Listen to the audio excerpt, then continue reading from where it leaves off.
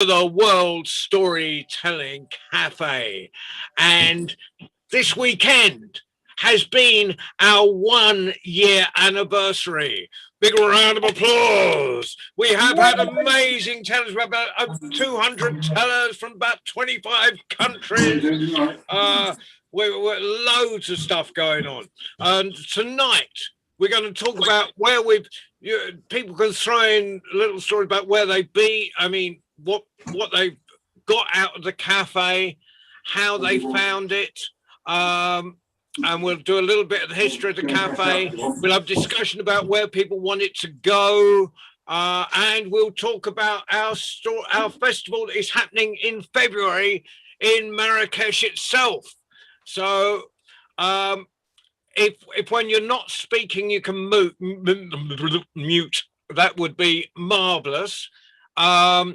Mike, there's no need, Mike Woods, there is absolutely no need for you to mute, because Mike Woods, well, and Lucy, actually Lucy next to him is the inspiration.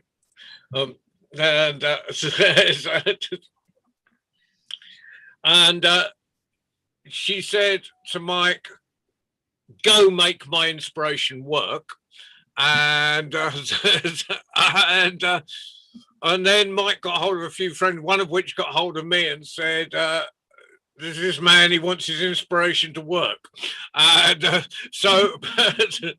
but without Mike Woods and Mike and Lucy Woods, there would be no World Storytelling Cafe. So could you kick us off and just tell us where it all came from and where it's going?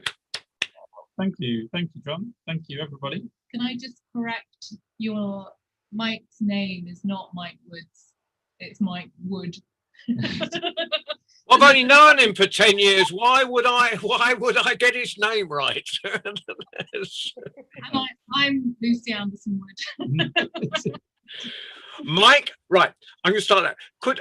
Welcome Mike Wood and Lucy Anderson. Just being a bit pedantic. Yeah, so I guess the story that we're celebrating this evening is a true story, isn't it? Maybe is it a bit of a fairy tale? I'm not sure, but it's definitely is our story anyway. So when lockdown came rather suddenly, didn't it? I think it surprised us all. We in normal times we operate some small boutique hotels in Marrakesh, Morocco, and we were in the process of building a storytelling centre, which was Lucy's vision, which she'll tell you a little bit more about. But and we just started some conversations with our old friend John about him potentially helping us to curate the physical cafe in Morocco when it opened. And then all of a sudden the world stood in its head, didn't it, for all of us? And you know, what an extraordinary 12 months it's been. We, of course, we had no idea as it unfolded how long it was going to last. So our response to initial response to lockdown was to try and see if we could bring the vision for the physical storytelling cafe online, and we've had a huge amount of help with that. I'm looking first to Yuliu, who in normal times runs our reservations team.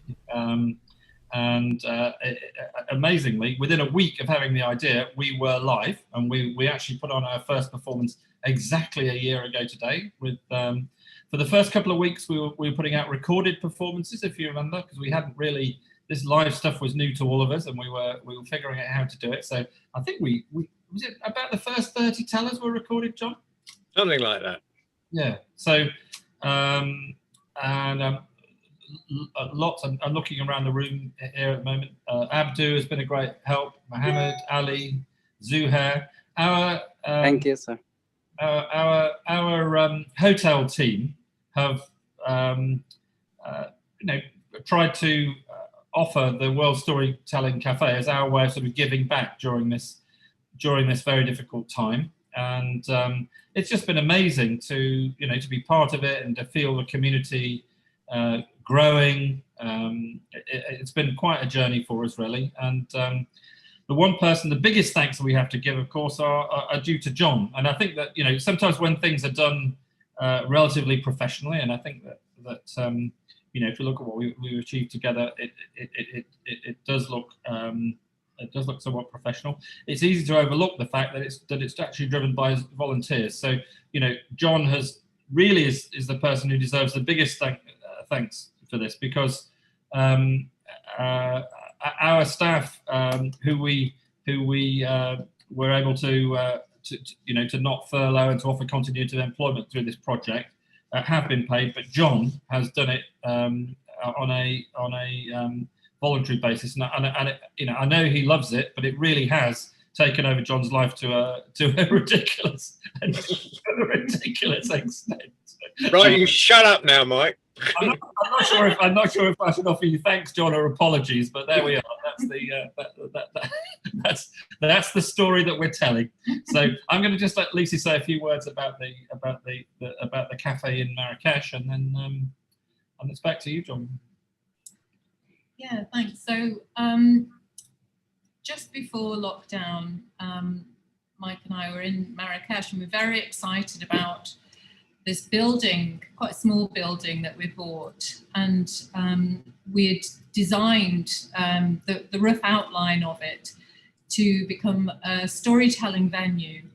And the idea behind it is that it would become a cafe to make some money so that it would work, it wouldn't be a drain on our resources, but that essentially it would have storytellers from Marrakesh primarily coming in every day, hopefully, and entertaining tourists and also local people.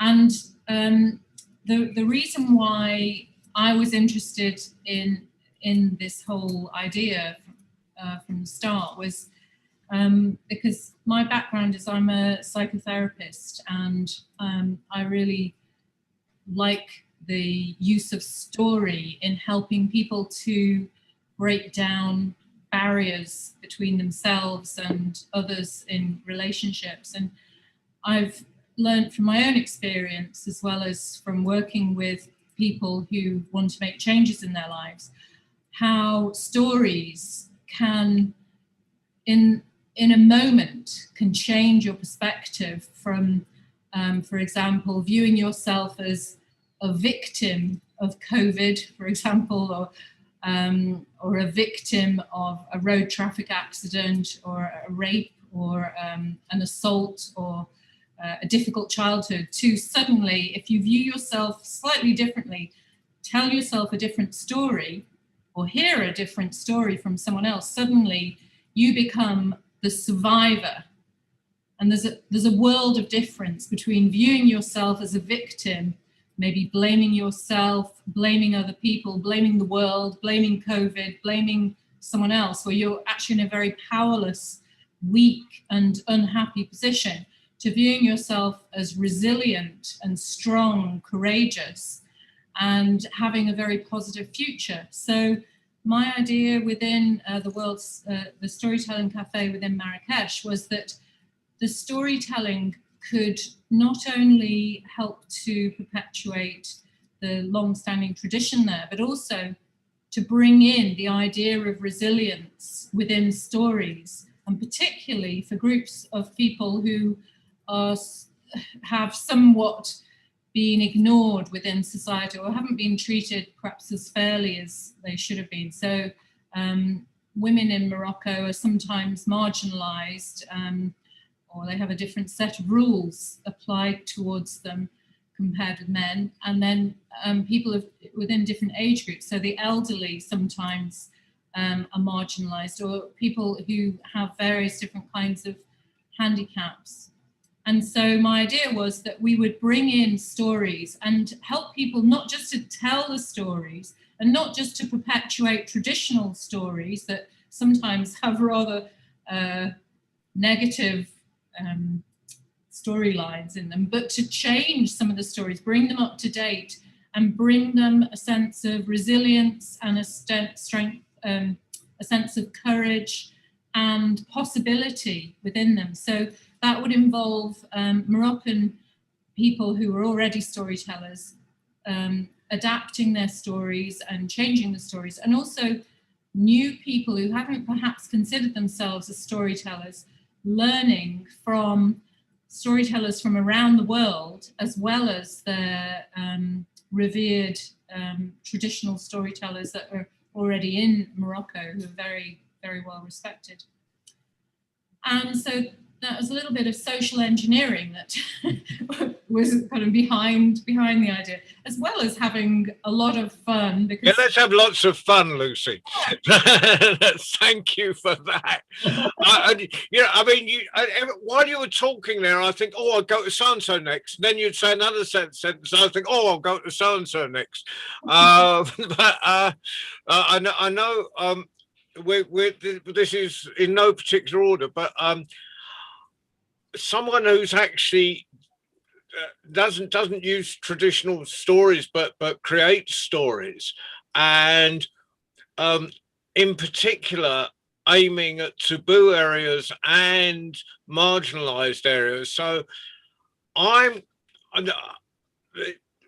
we've had a lot. The Paro, we actually had a serializing a whole book on the cafe, but I'd be interested in how you think the cafe itself, this platform, has worked for you, Paro, because it's kind of almost outside your comfort zone to a great extent. So, Paro, I'm going to you.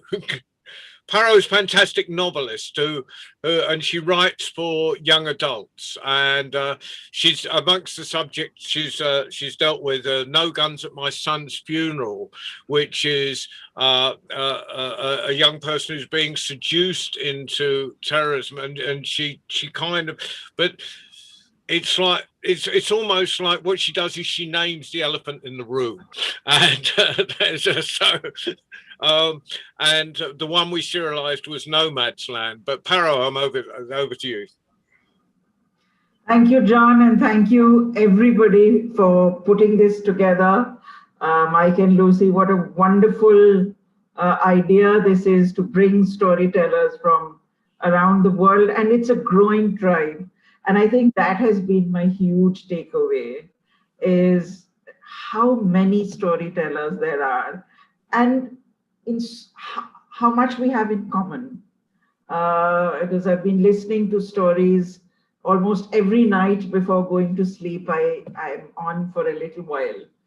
And I think the commonality is something that we really need to nurture, and that we really need to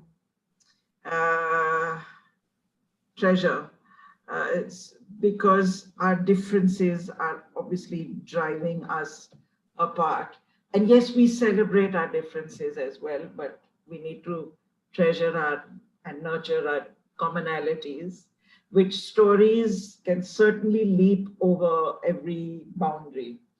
For me as a writer, the serialization of a big novel was a challenge, frightening, but it gave an auditory sensation to my writing. I am a storyteller, but to hear the whole novel like that, there were times when I got so lost in it that I was wondering, wow, that's a really good book, or that's a really good story. I wonder who wrote it. And then sort of taking that step back and thinking, wow, I wrote it, you know. So that audialization of my work has been a great learning for me, and I really thank you for that. Thank you, Paro. Now, it would be remiss of me if, being as the whole inspiration of this whole thing came from Morocco and Marrakesh, which has, you know, a tradition of storytelling stretching back thousands of years. A group of storytellers in Morocco have been with us since the very beginning and until recently were putting on stories every Thursday. Zakia, could you talk a little bit about, or what what it's meant this last year to have the cafe as a platform, but also where you think things will go to in the future in Marrakesh? How do you see it from your point of view, and what would you like in the future? Okay, so sorry to do that to you. it's okay.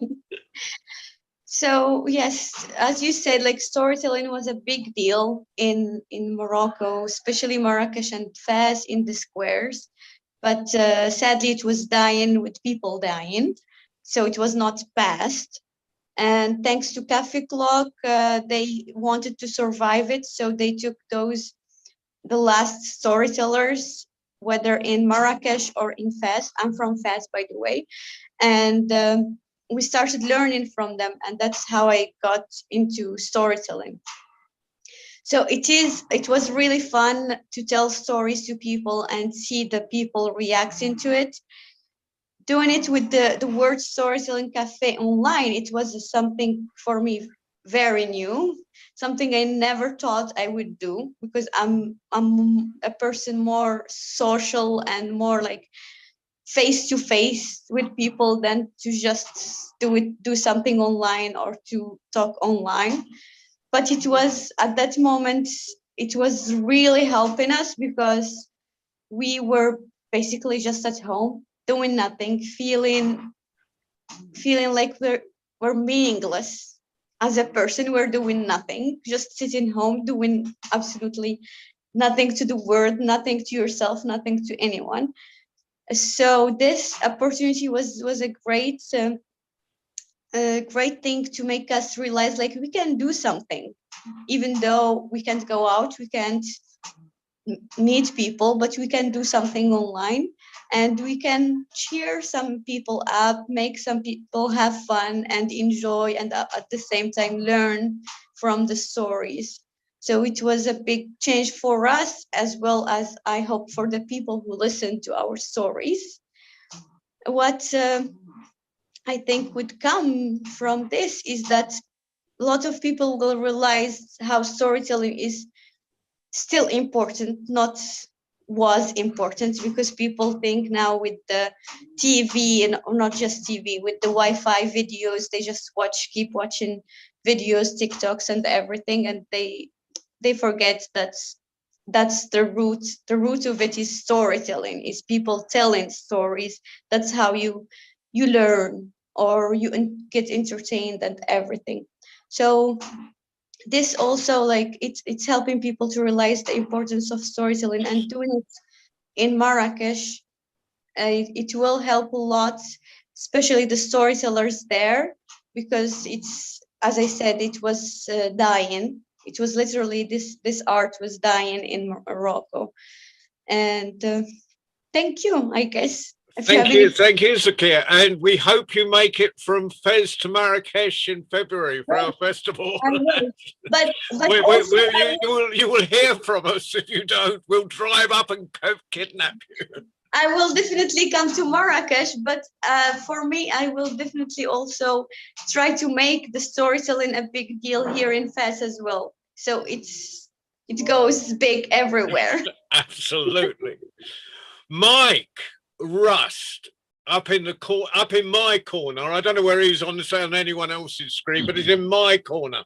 Now, one of the things we've done at the cafe is collaborate with, like collaborating with Cafe Clock and collaborating with other organizations. One of the organizations we've collaborated with is Get a Word in Edgeways, who normally run live events and festivals and stuff, but with every other Sunday recently, we've been putting on a story round, which has been compared by Mike. So how have you found this collaboration, and will we be still speaking to each other when we meet live?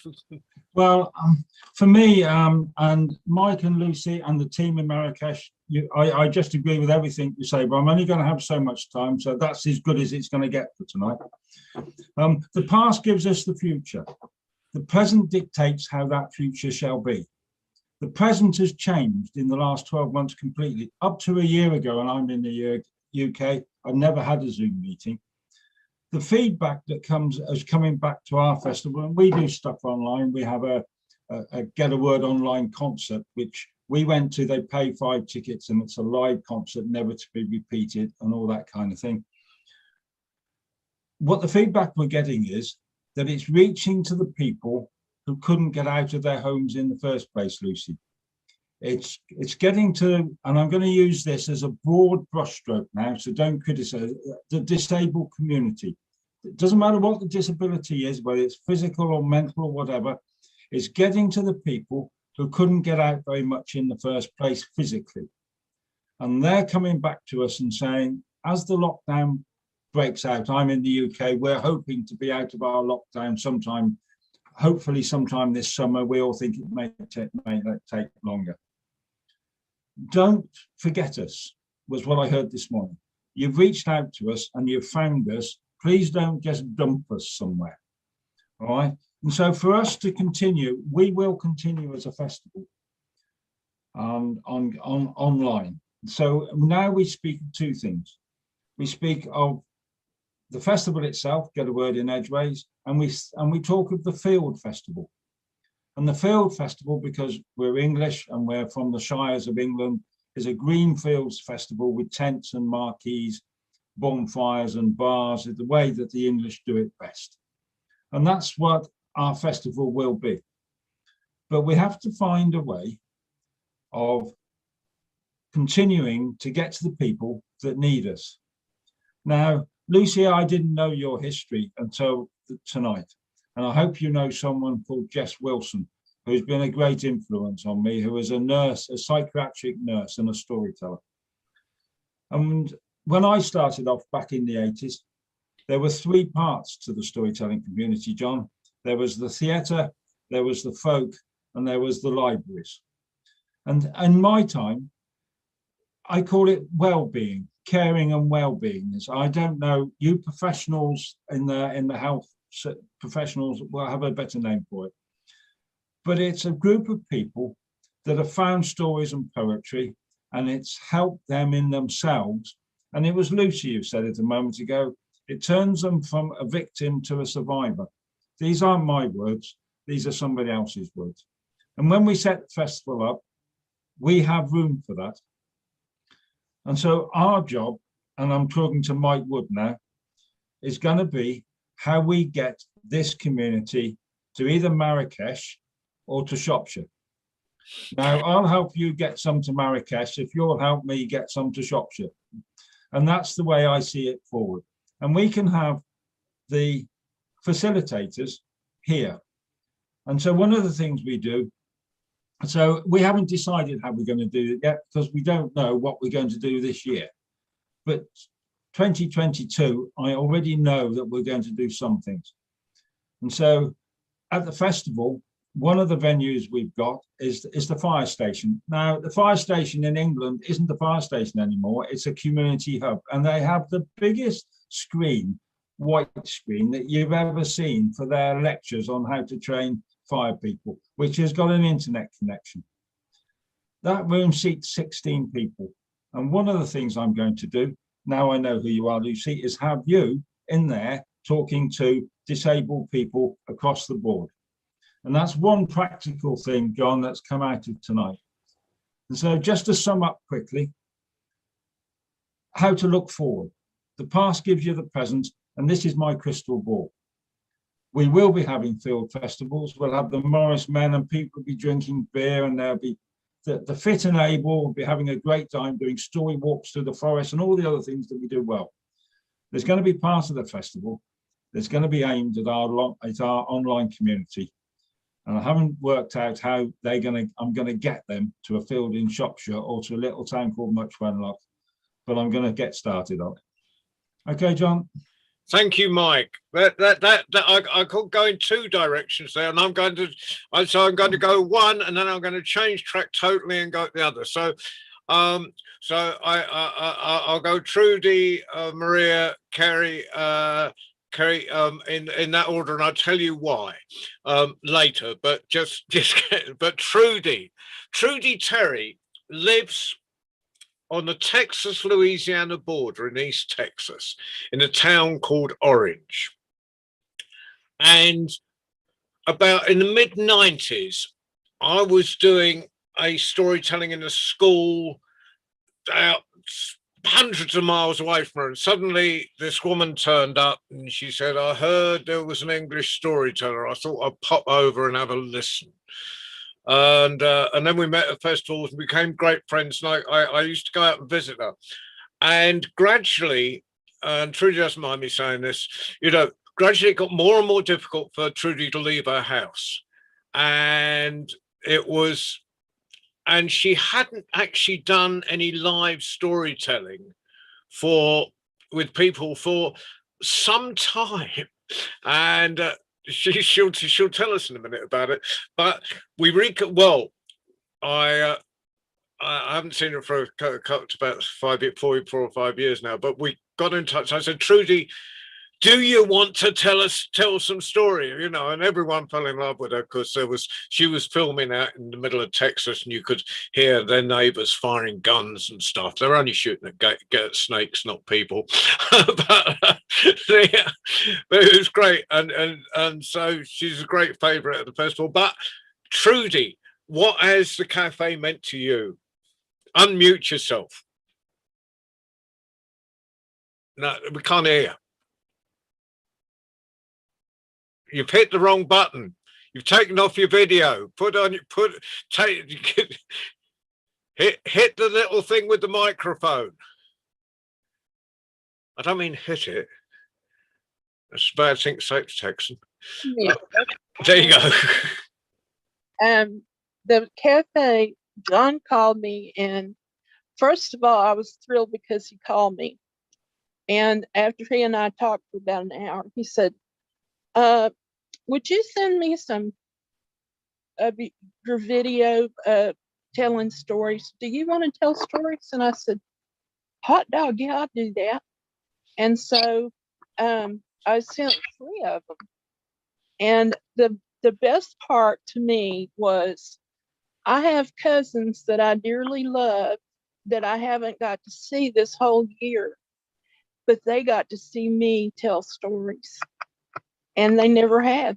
And I mean, they'd heard me tell about somebody living down the road, but they hadn't heard me tell my storytelling stories. They just heard my foolishness. And so I got the best feedback in the world. They called me up and said, okay, tell me some more. And that was wonderful because I've basically been housebound for about 20 years. You're muted again.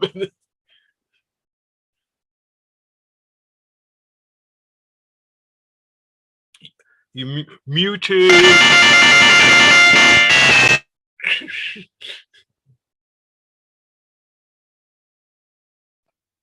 There we go. Okay. I don't know if I'm muted or unmuted. No, you're good now. Okay, I'm good now.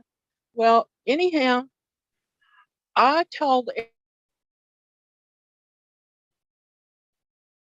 You got muted again. Stop waving your hands about.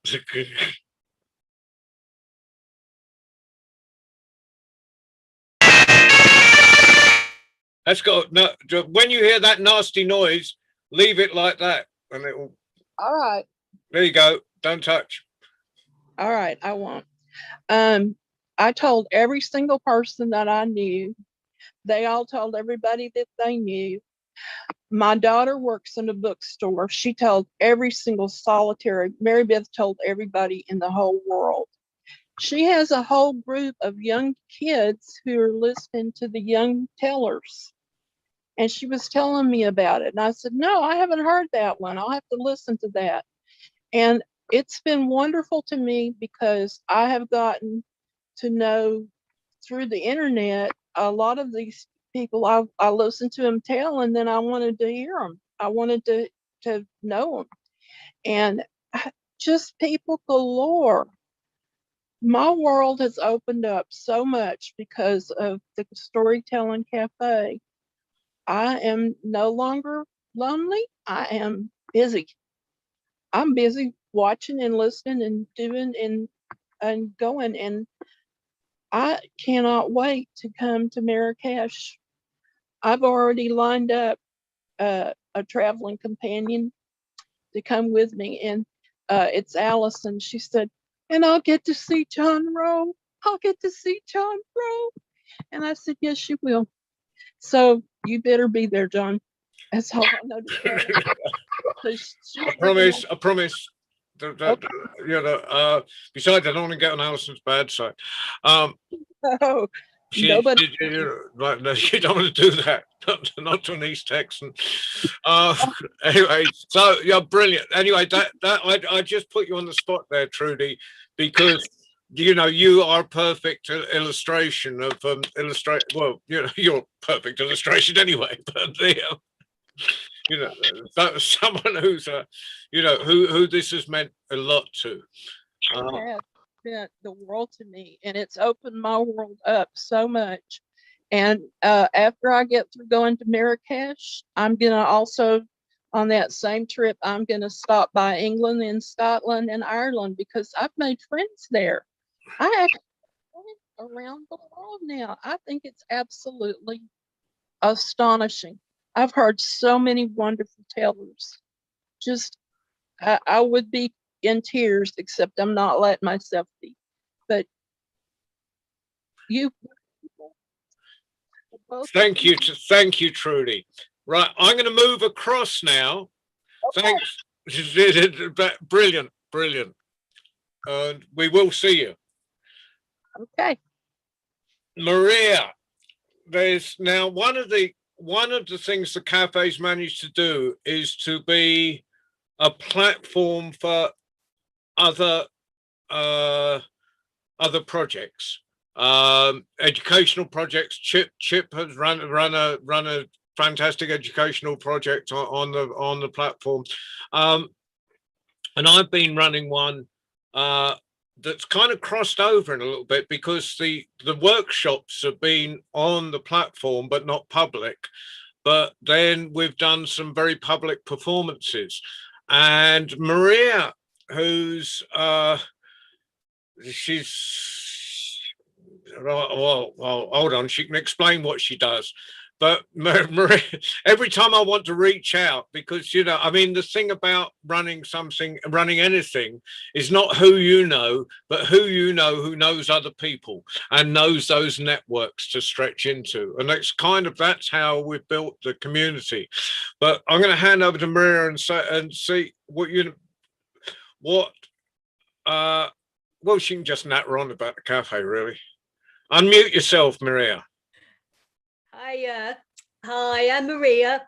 I'm based in Suffolk in England, and I work for an organisation called Turning Point, which offer drug rehabilitation services in the community. And I'm also involved with a community project called Recovery's Got Talent, which is for people in recovery from addiction and or mental health who want to sort of perform. So I met John years back when I worked in one of the prisons, and John was working there as well. And we spoke to John we managed to get a little bit of funding to put some writing workshops on. This is a couple of years ago when we could do face-to-face stuff in those dim and distant days. And we did some workshops that way. And then when the pandemic hit, we've got funding for further workshops, but obviously we couldn't do them face-to-face. So John told me about the World Storytelling Cafe, and that's what we did. Well, that's what John did. He's ran some fantastic workshops for people. We extended it for people in recovery from addiction, but also people in recovery from mental health, because the two go side by side. And in fact, I always say beneath the misuse of substances, that's a symptom. It's not you can go deeper than that. And for most people, people want to belong, people want purpose, people want someone to listen to them. They're very sort of human things, aren't they, that we all want and we all really grow from. And I have to say, our guys have absolutely loved being involved with the cafe. We did a Recovery's Got Talent performance on the cafe, and that was, I wasn't sure how that would work, but actually we had loads of people come forward. They were sending me little clips of what they'd done. It was fantastic. The writing workshops, likewise, we've had people who've really, well, I'm sure John would agree, have gone from strength to strength, people who had never shared their poems with anybody before, who are now sort of, you know, are speaking to people across the globe. It's really opened doors for people, and that is lovely. We're so grateful for the opportunity to be involved. Thank you, Maria. And now, someone who's come on fairly recently, but but she keeps coming back, so she must be getting something. She must like us. At least I hope so. So, Kerry, could you actually say, you know, like you? I mean, in some ways, it's an entrance into storytelling for you. You hadn't sort of come across the storytelling in this sense before, I don't think. And how have you've been with us about a month or 2 months now? So, yeah. Kerry, I'm just going to let you gabble on. Yeah, I think for me, it's. Sorry, my name is Kerry. I currently run Mind Over Matter project, as it is, suicide prevention, and that's tackling the underlying issues of depression. And like Maria said previously, that comes with addiction, and they go hand in hand with learned behaviour and self-harm. So hearing people telling their stories, for the lady, not sure what her name was actually, the lady previous to Maria, saying that she was housebound for 20 years. This is the kind of thing that we're doing to try to break the cycle and retrain what we've known to say that there is. We need to free our minds than what we've known and what we're learning or in the media, etc.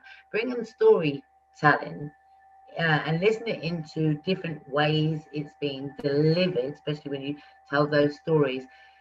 It's kind of relatable to people somewhat, but it shows your progression to this day where you are. So the fact that you've all come and connected in this, it's worldwide, but it shows diversity as well, that we're all willing to connect and communicate and listen, and it's showing progression. John, you're doing really, really well.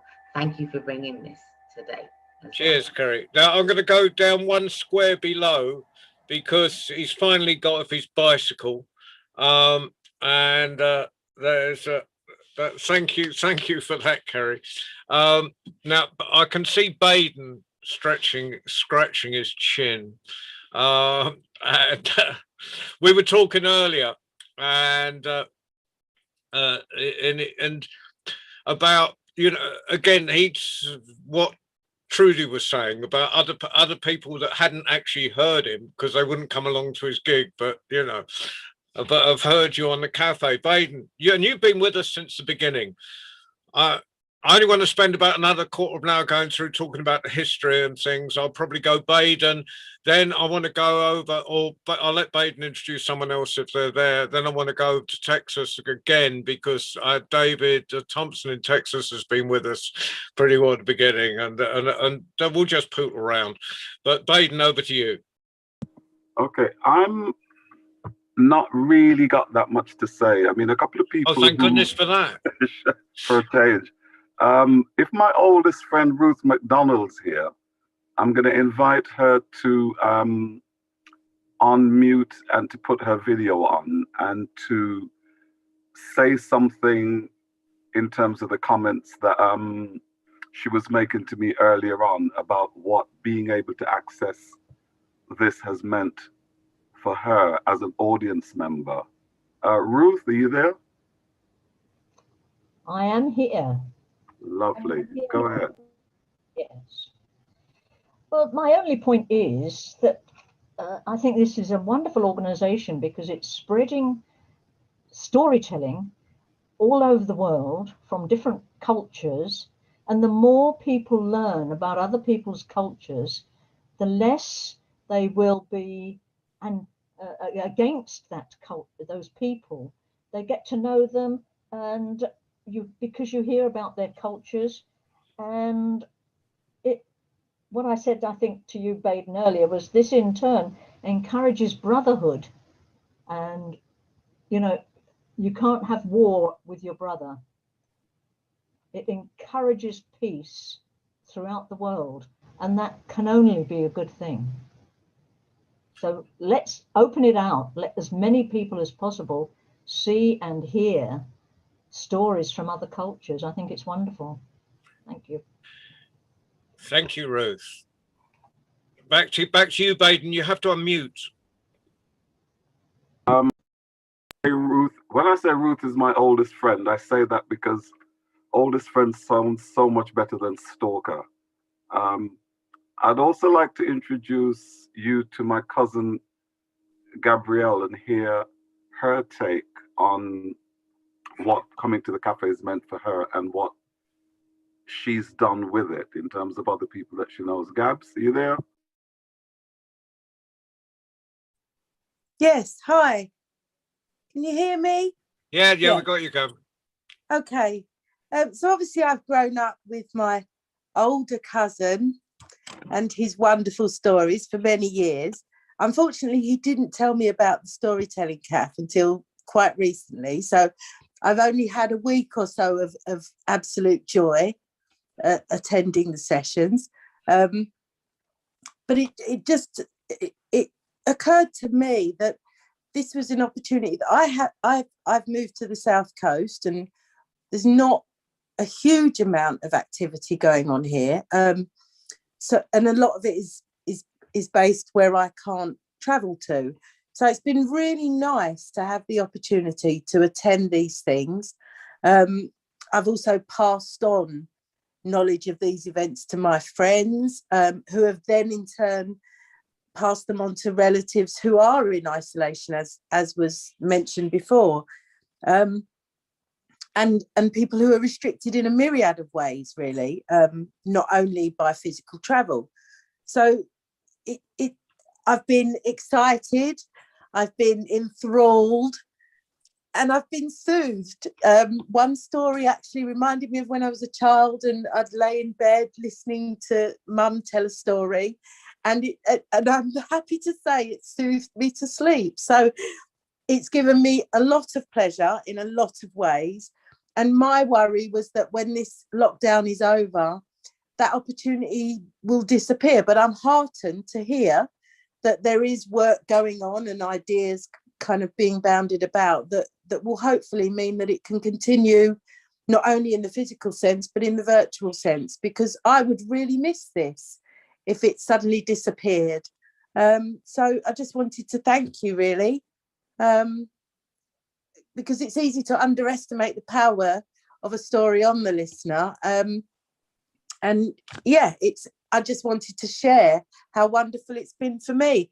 And the format that you are presenting these sessions in, it's seamless access and fabulous quality. No buffering. Wonderful. Thank you very much. Whoa, thank you. And I'm sorry, trouble is I can't see. What I really need to do is put the list of participants up, don't I? So I can see. I've just had a message from David. I mean, Justine's left. Justine DeVere's left us. She's been doing stuff online roughly for as long as we have. Actually, she did her first Tapas and Tales in the same week as we went there. I think I will go to David, and then I want to bring in another David Heathfield, who's put this lovely stuff in the chat. John, yeah. Can I just? There's one other friend who's here, but okay, sorry, didn't mean to cut you off, Baden. So if I can just follow on the theme and quote from her, it's feeding into this debate about what happens when we open up, and do we lose the virtual when we go back to live. And she sent me a message earlier today when I asked her the question, saying, I prefer the virtual. I, for one, don't drive. So live meetings would be really difficult. And I've got kids in primary school. So the evening events would mean that it's too late for me to travel to them. So without this format, without this facility or this type of facility, again, it would be actually impossible for her, having been introduced to it, to be able to access it in the future if we abandon it altogether. So that perhaps can form part of the subsequent discussion about live versus virtual. Does it have to be presented in that way? That's it really, thanks. Thank you, Baden. Now I'm going to go straight over to Texas to David Thompson. David Thompson has been with us pretty well right through, and I just want his thoughts, and then I want to go across to some of the people that have been driving the bus. I know this is, you know, Yulia hates to, you know, why technicians behind the scenes? It's because they don't want to be performers. But I'm going to put you on the spot, Yulia, after David, because yeah, I know you're going to hate me. You won't pick me up from Cluj Airport like you promised and all that stuff. But it's important that, you know, that we have the story of the people who drive the bus as well. And we'll get Yulia and maybe Mohammed on after that. But David Thompson in Texas. We have two David Thompsons, but what David Thompson in Texas, would you care to say what the storytelling meant to you and where you see it going? Well, thank you, John. I really don't know how I tripped into the World Storytelling Cafe. I think I was perusing the net one day and said, oh, this looks interesting, click. And I think that's how I got involved. On a little short historical note, the fact that it is started, shall we say, in Morocco is very interesting because historically, Morocco was one of the first countries to recognize the U.S. as an independent country, thanks to the Sultan Mohammed III in 1777. You will be tested on that, so, you know, write those notes down. It's meant a whole lot to me. I had some health problems, 3 TIAs, trans-ischemic attacks, which are mini strokes, and the Storytelling Cafe is giving me my confidence back in order to tell and to help, you know, with my language and things like that. Another thing that I really love about the Storytelling Cafe is I've been beating over the head the officials at the Tejas Storytelling Association saying, look, World Storytelling Cafe, we could do something similar here in Texas, and then we could cross-seminate back and forth, you know what I'm trying to say, host each other. I think that would be really cool. But then that's me. And but I really, really love coming when I'm able to come. And one thing that the World Storytelling Cafe was when I was there at the Recovery Stories, and it meant a whole lot to me to share what I do. So I'm beginning to get together with one of the local directors of our end-of-life doula organization to start a similar situation with end-of-life doulas, those of us who accompany the dying. It would have to be closed because of health laws and stuff, but still, this is giving me all sorts of ideas, and we'll see what happens. And thank you all. I've made some great friends via Facebook. And we talk about things other than storytelling also, but still, it's just really, really cool. Thank you so much, all of you. Thank you, David. Now, other David Thompson, I'm not ignoring you. I want to bring you in when we talk about the future. Because, you know, so much of what we've been talking about will become how to keep things accessible and things. I'm sure you've got some great thoughts on that, but I want to bring in some of our backstage people. Yulia, you were with us right at the beginning, and you know, you kind of we're all learning from nothing. So, you know, a little bit on your journey with us. Well, John, I suspect there is a reason why I didn't show up for a year on Zoom. Storyteller. And to be fair, I did sorry, I did not know that storytelling was a real profession. I did not know that people earn money from it. But now I do, and it's a wonderful community, and it's interesting. I have learned so much over the last 12 months, and I don't know, thank you for sharing your stories with us, and hopefully you'll continue to do so for a long time going forward. Thank you. Well, I think a round of applause. That was like a speech from Julia. That was for the next 12 months. fantastic. And you know, it's kind of really important. You know, like the people behind. Mohammed, can we have a little from you? From you know, because is Ali still with us? You know, oh yeah, Ali, do you want to show yourself? Can we see what you look like? You know, because Ali's been driving the bus for us for months and months, and as far as I know, he's a magic lamp that, you know, that Genie comes out of, because we only ever see the thing. Ali, do you want to say something? Where are you? No.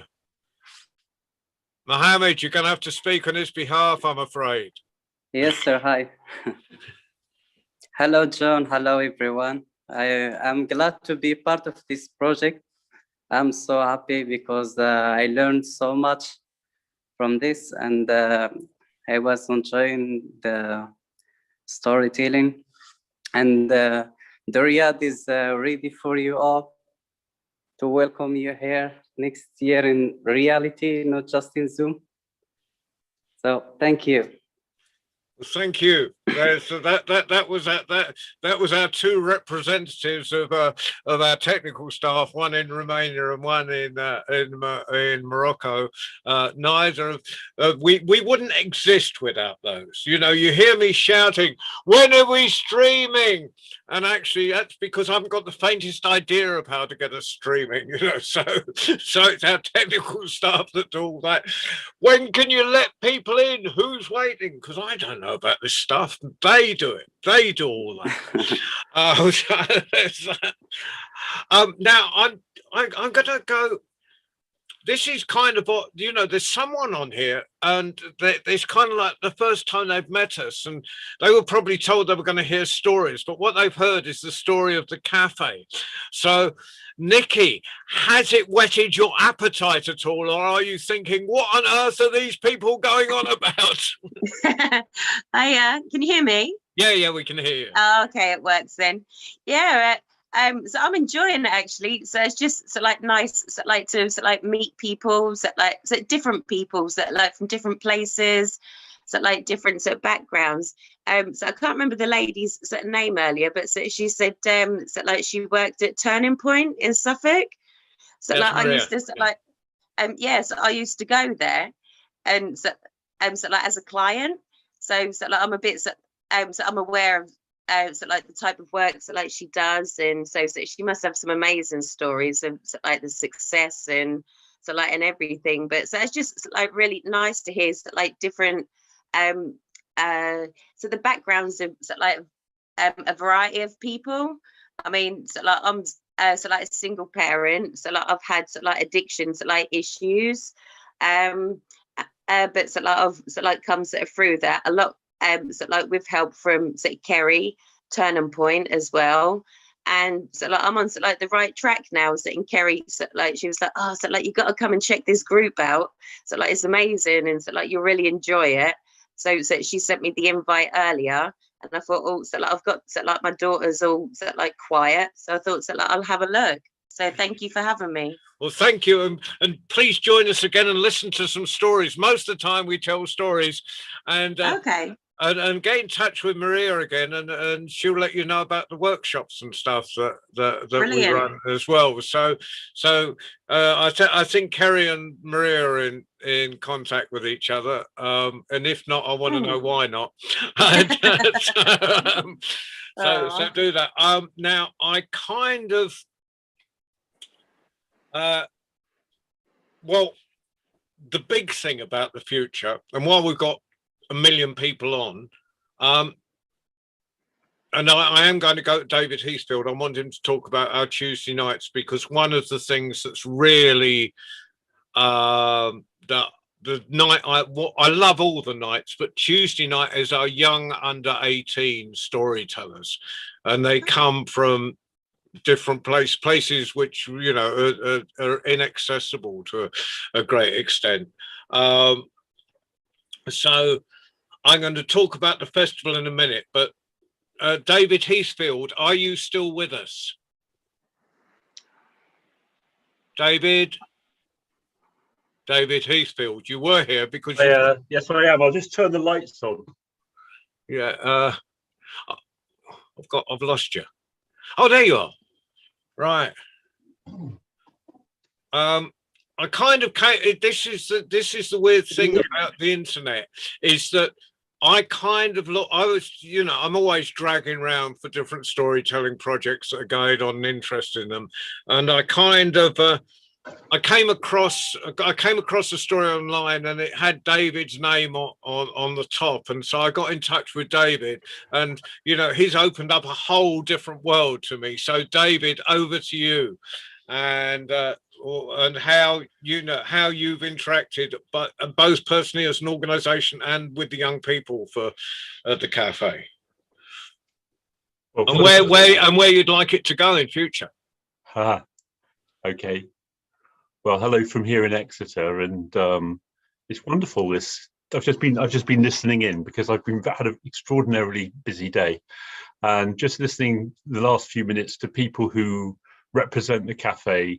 So thanks to John and Yuliu and Ali and Mike and everybody, because you've given a wonderful opportunity to so many people, and not least, as John was just saying about the Tuesdays, some young people who are just desperate to be heard around the world, because I work as a volunteer storytelling teacher with the Hands Up Project, which is a charity where we support kids and teenagers and teachers in Palestine, mostly in Gaza, and they are in a crisis. And they're incredibly resilient kids that we meet. And I'm lucky because I run some training courses as well for teachers, and I meet a lot of teachers from Gaza. And they're its most creative and brilliant storytellers, and they kind of work with the kids there and coach the kids. So they come to me, and then they come to the storytelling cafe to share stories that they've been practicing. And as John will attest, they are just the most amazing, vibrant, energetic, dynamic. I mean, they're among my favorite storytellers in the world, these kids, because they just live these stories, and sometimes they even share stories which are very personal to them in kind of slightly more theatre terms. So when Nick Bilber has been on with some kids doing some remote theatre, but yeah, the kids on Tuesdays tend to come in, tell a folk tale that they've learned. Often it's from Middle Eastern cultures, from their own heritages. And then they meet kids from England, like Althea, and from Syria, but now living in Scotland, like Falak, and from Punjab, like Jasname. And we've got some kids who are coming back week after week and sharing their stories. And I want to say thank you. There's Mike Faculty and Jackie, who's just had to leave, and David Thompson, who are regular attenders on Tuesdays, really supporting these kids. It means so much to them. And aren't we, John, keen to have more young people from more parts of the world participating on Tuesdays? Thank you, David. That was great. Georgiana, I can just see she's joined us from Romania. And so she's stayed busy all over with, and she's done stuff. Now I've got a question for you. Do you work with any young under 18 storytellers in Romania that might join us on a Tuesday night? Hi, John. Hello, everybody. It's wonderful to be here. Thank you for the invitation. I might have, yes. I had no time to work on that part, but I really want to involve a lot of teenagers to come to this to platform and share stories, because I do have wonderful Romanian teenagers that are becoming storytellers. So yeah, Thank you. Yeah, and it's at 5 o'clock on 5 o'clock London time on a Tuesday evening, you know. And if they want to tell their stories in Romanian, it doesn't hurt, you know, if they're short, it doesn't hurt to listen to people talking in another language, you know. And if you know, if they've got someone who can support them and just give us the bare bones of what they said in English, that would be fantastic as well. There's a I'm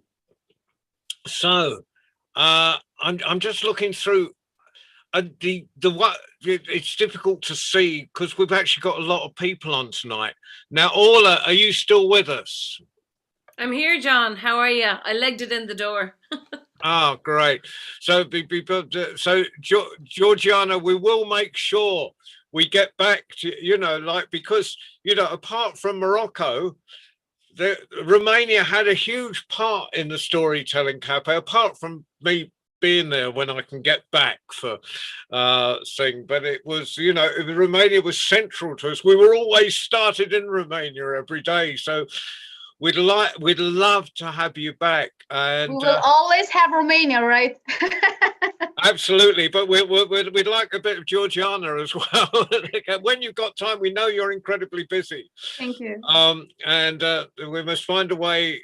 We'll send you an invitation, and maybe you can get some European funding or something to come to our festival in Marrakesh. And I'm going to talk a little bit about that festival before we go any further, so people can put this in their diaries, and I'll get my diary out so I don't do the dates. I mean, I wanted to make it a whole year festival, but Lucy wouldn't let me. So we're now going from, we're talking 2022 optimistically, you know, COVID allowing. We're going to start on Saturday the 12th of February and finish on Sunday the 20th.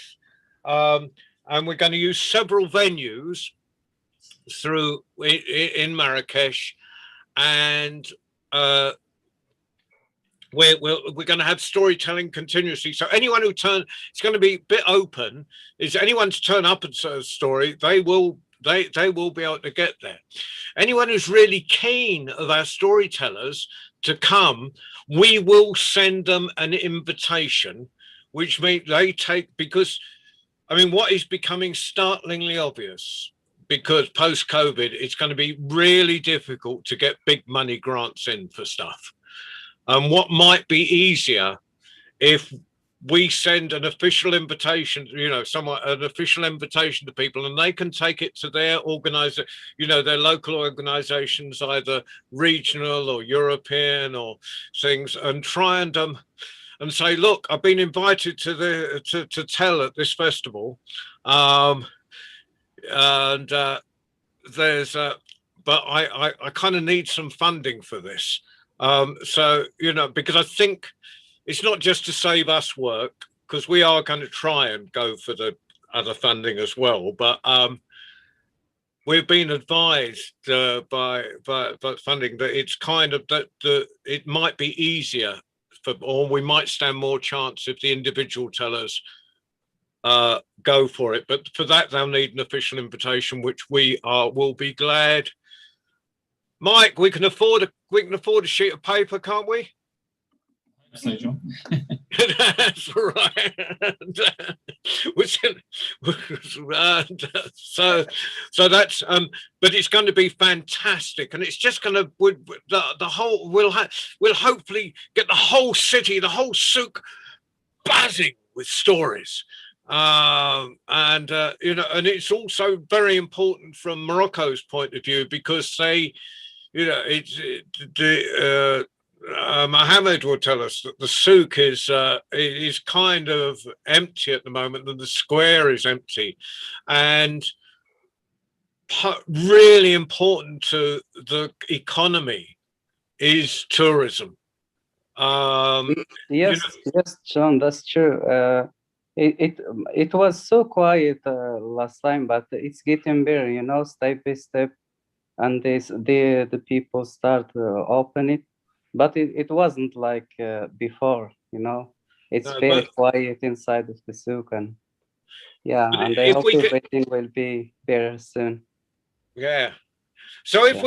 we could bring, you know, as well as all us getting there, if we could bring in an extra 50 or 100 or 200 tourists into thing, you know, it's a drop in the ocean, but every extra tourist will just help the revival of the city. I'm sorry, Zakir, I can't extend it to Fez at the moment. I haven't quite got enough energy. But I'm concentrating on Marrakesh for the moment. And, so, It's okay. Marrakesh is good. so there's a million reasons for, you know, for not putting in a tent outside, for putting it in the city. So actually, you know, it works all ways. It's going to be a huge party for us, because Orla's going to be there, whatever happens. She's just going to, you know, if she has to walk there, you know, so she'll get there. And, there's, Go on her magic carpet. pardon? You can just go on her magic carpet. Yeah, yeah, find the relevant small person who can do magical stuff for you, Orla. And, Or big person. They're not always small, John. They're not always small. well, yeah, that's a different story. I knew there was an Irish storyteller in she lived in Ipswich for a while, now back in Galway, Molly Gowan, who wrote this book about fairies, talked about how fairies have been reduced from being huge to the sort of Shakespearean thing of put in a teacup, and she equated that with sort of reducing in mythology the importance of women, you know, so taking them from being these giant sort of strong creatures to a little fairy in a acorn cup. But that's a different story. So to the future. John, should I say a few words about the cafe then? Yeah, we'll let you. Yeah, it's your gaff. Yeah, you have a word, Mike. It might be Lisa's cafe, actually, but anyway, it's our cafe. It belongs to all of us. So there is a physical cafe, and throughout the last sort of 9 months, we have been carrying on building it. We've been putting some photos in the Facebook group and in the Tellers chat, so you can see it coming together. One of the things that's I think really helpful, particularly in view of what people have been saying, is that it was conceived from the beginning as a blended physical and virtual venue. So where the sort of teller stands in front of the audience, it's quite an informal space with sort of flexible seating. And behind the physical audience, which, you know, it's a small enough space to be sort of intimate with 8 or 10 people. We could put up to 30 if necessary. But behind is a screen, so you've got your Zoom audience in front of you, and you can make eye contact with both at the same time. So we've really, from the beginning, designed this space as a sort of blended physical and online space. So we really do want to be, you know, we really hope that we can continue to have that, you know, inclusivity, and that the festival will be a festival that, you know, we appreciate not everybody will be able to physically come to Marrakesh, but there'll be lots of opportunity to participate. And we will certainly have tellers. I mean, in the physical cafe, we will have tellers who are, and this is always conceived this way, actually, even pre-COVID, that we would have tellers from all over the world telling in this space to our physical audience in the cafe and our online audience. So that's all really exciting. There is a cafe, so there will be a menu of mainly plant-based foods. There will be wonderful coffee. There will be ice creams and smoothies, and it will be a great place to hang out. We will have storytellers. We will have Moroccan storytellers. We will have the most amazing storytelling jukebox that you've ever seen, drawing on the hundreds of tellers who've contributed to the online cafe. There will be opportunities for tellers in residence. So in addition to the festival, we'll have an ongoing program of opportunities for tellers to come and take a break in Marrakesh, whether it's a week or 2 or 3 weeks, and to tell and participate. We hope that we will become a focus for workshops. So there are lots of people running wonderful storytelling and writing workshops elsewhere in the world. We hope to be a venue for that. So we do have our hotels, obviously, which dovetailing with the storytelling venue would mean that if you're running a workshop, please bring your workshop to us, stay with us, go to the cafe and listen, and also go to the cafe and tell eventually. So there's that fantastic synergy and the online dimension of that as well. So yeah, an awful lot to look forward to there. And the festival, in a way, will be sort of kicking it off, really. I think I mean, the building work is substantially complete. We expect that Marrakesh will reopen to tourists substantively in autumn, and next February seems to us like the most sort of realistic timing to try to get everybody together. Thank you, Mike. That was much more succinct than I would have put it, and of course you had the knowledge because you had this vision, or Lucy had the vision, and there's yeah, it's going to be great, and I know that whole interactive thing is particularly important to people like David Thompson. Now, David, I know Jackie's left us, but if we'll just we'll try, and you'll have to tolerate our ignorance. That okay, Dove Cafe that I made the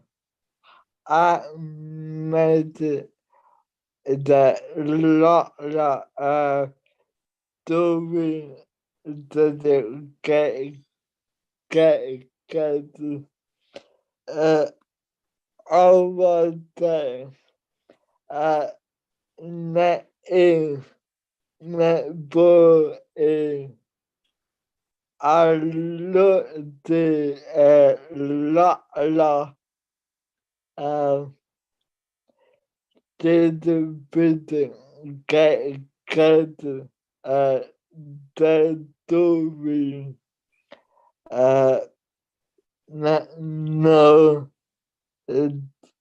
no of that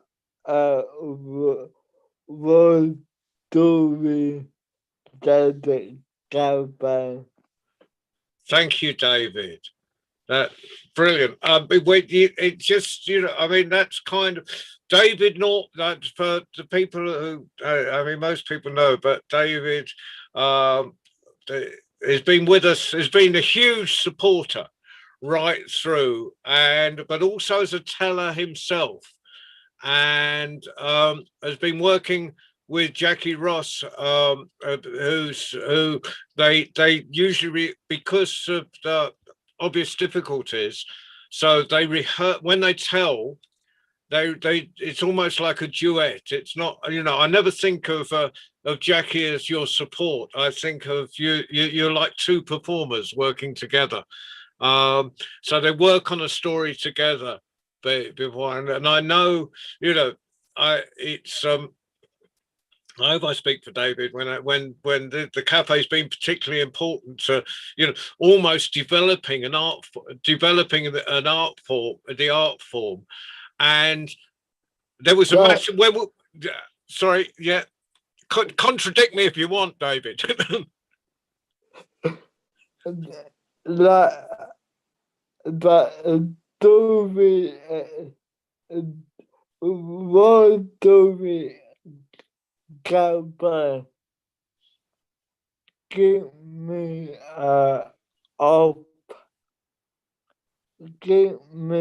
up that the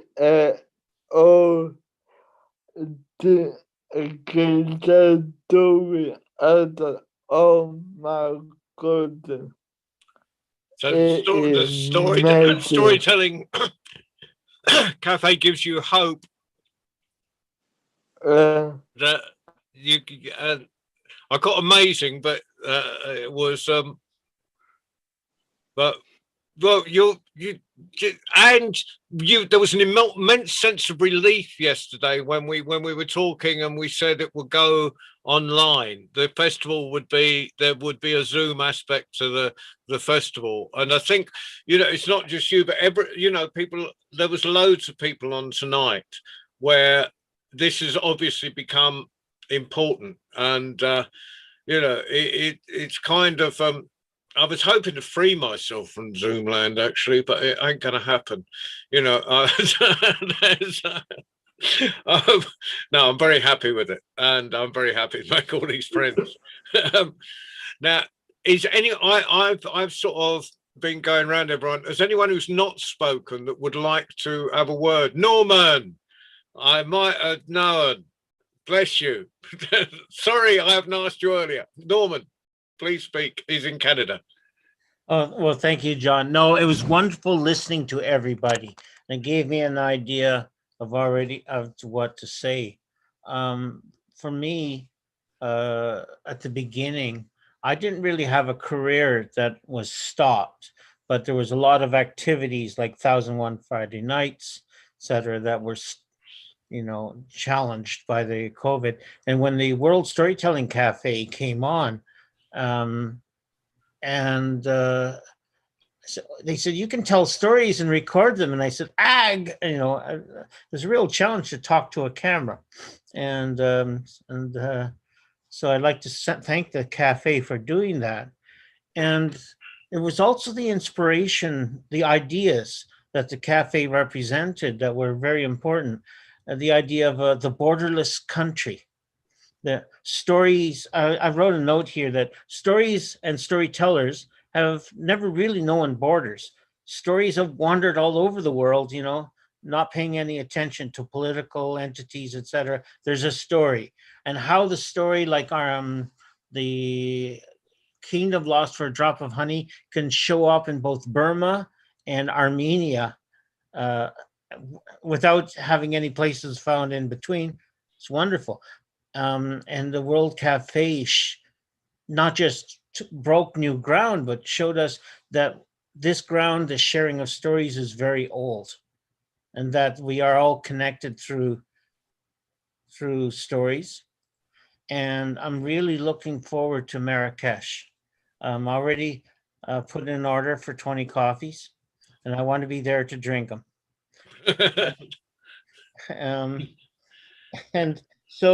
And the last thing I just wanted to say was that you inspired Sheila Arnold from the United States and I were chatting after an event because nobody else showed up. It was one of those planning meetings that nothing got planned, but we got an idea. And the next thing you knew, there was Mexico, the US, and Canada were doing stories called Bridging North America. And we put on a 3-hour show of First Nation storytellers, new storytellers, emerging veteran storytellers. And it partly came about the inspiration of the World Storytelling Cafe. You can do this. You are limited by your ideas. So thank you for that. Thank you, Norman. And Norman, if you want to put together a cross North American event and have us host it, we'd love to. Oh, okay. Then we've already had requests from some of the participants to do so. So you just get in touch and we'll give you, I mean, a Saturday, a Sunday, whatever, that's the advantage of kind of, it's a bit like, if you're a festival organizer owning your own field. So you can change, there's a, I mean, Mike really says no to me, bless his heart. And so. Well, we might be able to find another means. Now, the interesting thing was the technical challenges were quite interesting.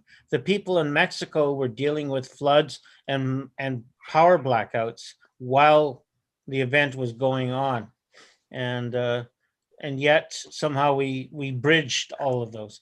So we'll get in touch with you. And if Yeah, you that want, reminds of one, David. I'll come back to you in a second.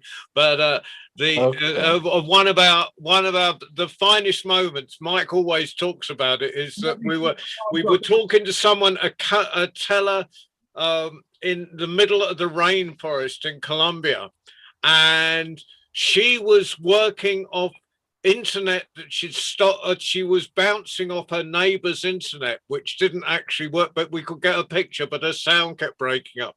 So Julio, like some genius, sort of found a phone number that she could use that wouldn't cost her anything. So she was telling the stories on her phone. We were watching her on a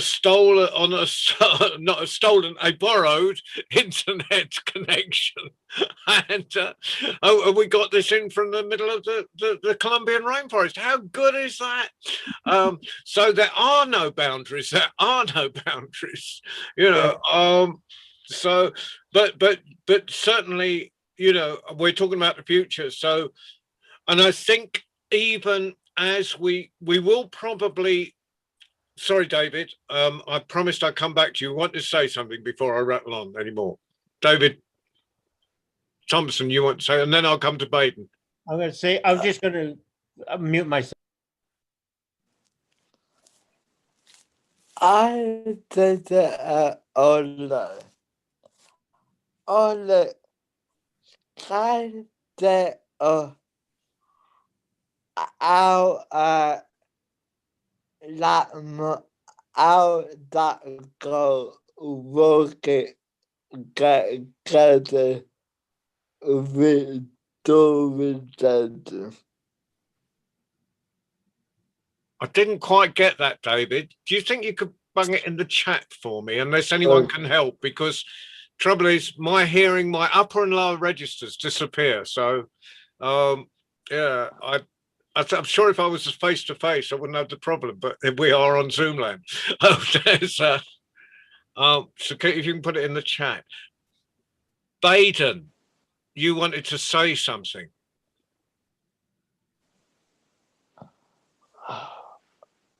Where were you? Where you gone, Baden? He might have been waving goodbye. I think he was waving goodbye. Oh, typical. Just left me in the lurch. Well, that's what your friends do. So, anyway, right. Let's see. There's yeah, I like Phil's comment in the chat that, you know, she's 2.5 hours away from the Storytelling Centre in Edinburgh, and she's been there once. And now we're in Zoom land. She's visited loads. Yeah, John, it's amazing. We've got a fabulous storytelling centre in Edinburgh, and yet it's not necessarily accessible to everybody. I'm up in the northeast. I'm up beside Aberdeen. Getting to and from is not necessarily easy for anybody, especially if you're working and what have you, or you've got day events. Being on Zoom and everything this year has opened it up, and I know that they are certainly looking at keeping things online in the future and making it more accessible. We've got a storytelling club in Aberdeen, Grampian Association of Storytellers. Jackie and I both go to that. We're looking at that as well, of getting, because we've had more audience this year with our monthly events on Zoom than what we've ever had in the past. So it really has opened it up to people who can't travel and can't get, and it's something we didn't realize that we were missing out on. And it really is important that we keep things online, because it has opened things up to everybody. Thank you, Phil. I think at the future, I've got David. Yeah, well, we did have Orla on earlier, talking about how she felt about the cafe. Well, we also did a collaboration with Orla with Moth and Butterfly Festival. Yeah, I think that's maybe what David is asking maybe about, John. David, it went really well. We had 6 events, our first ever festival, and 2 of them were in Marrakesh. We're we did children's stories with Hannah and John, and then we had an open story round, and we had a lot of people at it. We didn't get everyone in because we had to. I think there was something else on right after us, but we got an awful lot of us into that round, didn't we, John? I think we got. We did indeed. We did indeed. Yeah. So we poor Lucy, we kept putting her program off by half an hour because it was going because your bit was going so well. Yeah. So now I learned from that. If I've got a program that I know is going to go on for hours and hours, I tell Lucy in advance now so she doesn't put anything on that night, because then she doesn't have to wait up till midnight to go on. And again, it was another community came in, because our festival is storytelling and improvisation. So we had all the storytellers coming in and all the lovely faces from all over the world. But then we had these improvisers who had never really gone to a storytelling event, and we had this lovely mix, I think, in our audience. So that was a real blessing. It was really, really lovely.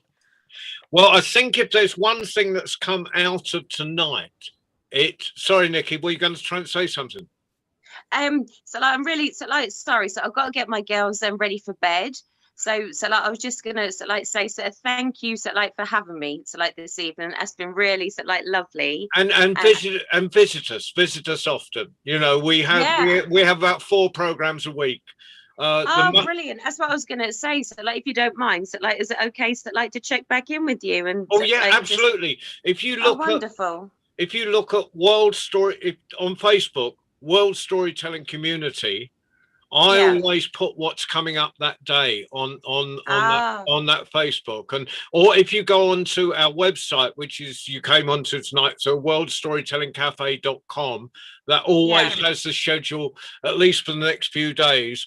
At the moment, it's only the next few days because I've been concentrating on this weekend and I've kind of let things go a little bit for the future. But I think one of the things that's come out of tonight very strongly is a desire for people to keep this mix and match. And I think that's an amazing group of people, and just hearing. I mean, obviously, like you was saying, it wasn't storytelling, but just getting to know a snapshot of the different people involved, and I like it. So if, like I say, if that's okay, I'll be back. It's always again. okay, and bring friends, bring bless you. and we always on Friday. How old are your children? So one's 9 and one's 11. So 2 girls. Yeah. So on Friday nights we always do at 6 o'clock. We always do stories for children. For young people, and that's of no particular age. And on Tuesday nights at 5 o'clock, we have children actually telling stories from all around the world.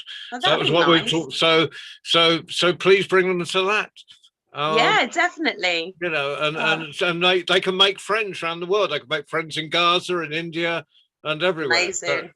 So you know, that's got to be a plus, hasn't it? Of course. When you're sitting in Suffolk, you know. That's, the world's a big place, isn't it? So let's explore it. Yeah. So thank you, Nikki. Well, what is obvious is we're going to carry on Zooming. Yeah, of course, absolutely. I think what's going to happen is there are certain things we can't get rid of. Not that I want to get rid of anything, but you know, I think the Tuesday nights with the young people must carry on. See you, Gary. Yeah. Well, I think a night a week, even if it's not Friday, where we carry on for children must carry on. Yeah. Making ourselves available for the foreseeable future. The bi-weekly World Story Round will carry on at least until that sounds good. Until June.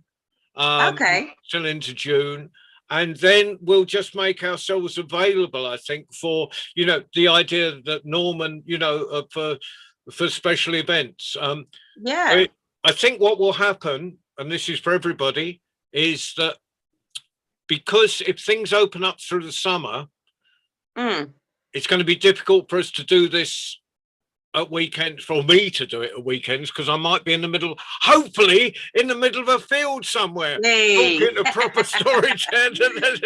You know, so my Zoom world, Oh, it's brilliant. not, I want to get rid of it, but I want to expand it into back Yes. into the field. Why not? Oh, So, all right. Well, so like, I'll just say, it's like, thank you for having me. So like, lovely to meet everybody, and so, like, hopefully, so I'll so be there so at the same time next week, if not beforehand. thank you, Nikki. Thank you for visiting us. All right, and thank you for having me. All right, so look after yourself. So take care and please be safe. And Kerry, thank you for bringing friends with you. Right now,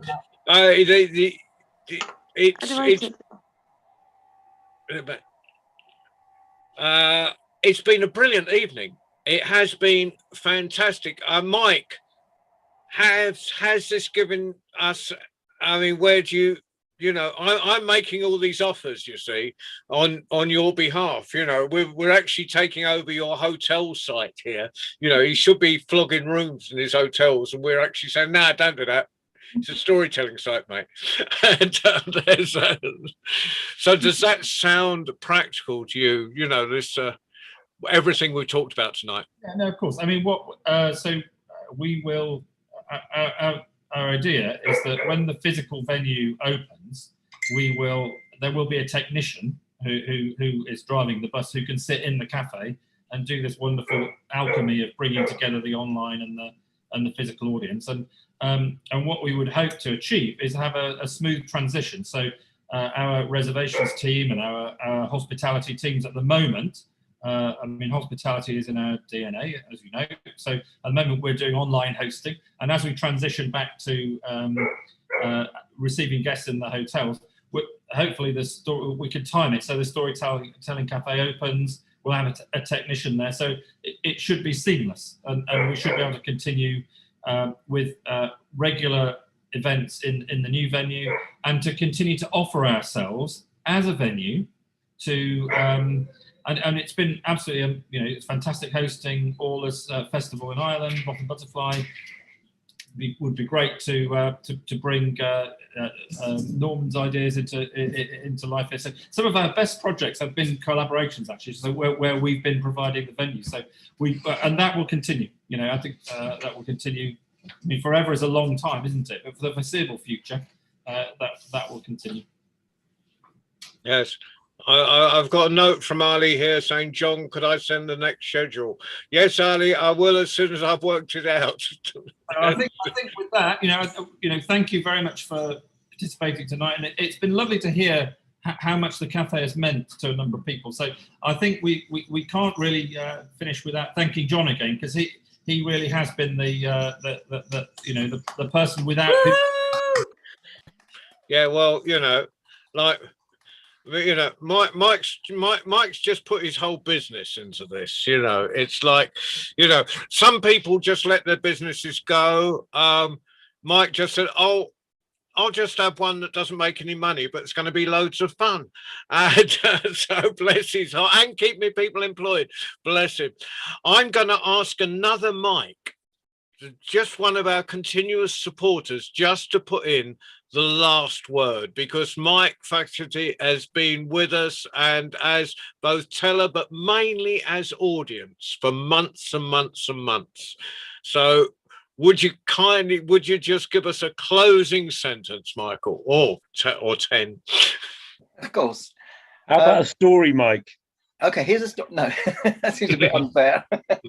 But thank you, David, for the one from the other week, because I told it yesterday and it went down well. Well, my version. I think for me, the World Storytelling Cafe, it's given me something almost every day that I can build on, because I'm sitting at home, retired, and not able to go out much, and didn't get to the Edinburgh Festival last year. But there was the World Story Cafe, and that was sort of 3 or 4 nights a week that I had that. And then around it, there were other festivals, the Yorkshire Festival, Sidmouth, lots of other festivals that could build in. But it's a level that's there all the time.